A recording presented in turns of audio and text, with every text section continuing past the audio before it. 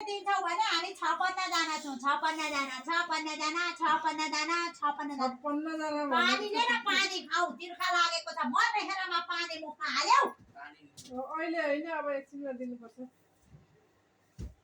कसलाई दिन्छौ उहाँ खोलामा लगेर दिनुपर्छ कसैले पुरै सुन्दैन सुनिरहेको आँखा देखिँदैन सबै कोही भूत कोही मोसकुल्टा कोही मथान भइहाल्यो नानी हो मैले अलिकति रिझेर खाएको छु तेरो 3 पुस्ता अघिको बाजे हो म सुन कसैले सुन है सुन राम्ररी सुन म घिउ कलरको कमेज लगाएको छु कालो कोट छ मेरो हेर यहाँ अनि मैले त्यहाँ पैसा ल्याएको थिएँ मैले 15,000 पैसा दिने ठाउँमा 555 रुपियाँ पैसा ठगे मैले सुनिस् हो त पैसा खोलामा बाती बालेर बगाउनु लगाए म जान्दिनँ मलाई दिनुपर्छ मैले ऋण तिरेको छुइनँ अलिकति त्यो ऋण नतिरेकोले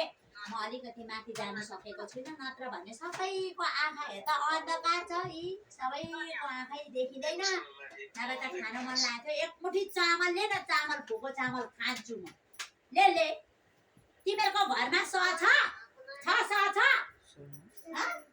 पैसा कमाएको स छ तेरो कहिले ले न ले केही कुरो बुझ्दैन के भनेको भन्छ पितृलाई खानु दिएको त चढाएको त गरेको त भन्छ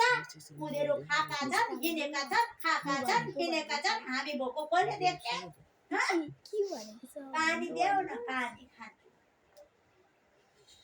अहिले तिनीहरूकोमा कसले को अकालमा मरेको छ भन्न अहिले को भन्न खै कोही बोल्दैन नि त भन्छ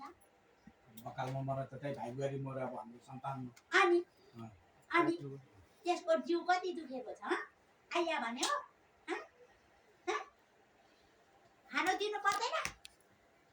के गरेर गएको थियो अब उनीहरूको दाजुभाइ छ नि त अब हाम्रो त काकाको छोराहरू तिनीहरू तिनीहरूले गल्ती गरेर गयो नि त आमाको स्थानमा कसरी गल्ती भयो त मात्रै अब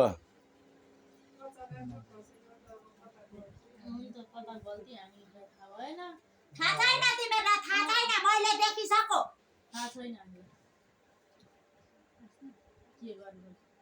अनि मरे पनि के गर्नु त राम्रै गर्यो राम्रो काठकिरिया त गरेन अनि त्यति गरे अब एउटा छोरा थियो त्यति गरे अनि राम्रो गर्नु लगाएन खानु दे एउटा रातो घुम्टो दे छम चुरा बद्ने गरिदे लाछा धागो दे अनि पो हामी खुसी भएर हिँड्छौँ त हामीलाई चाहिँ कसैलाई छैन तिमीहरू मात्रै पकाउँछौ खान्छौ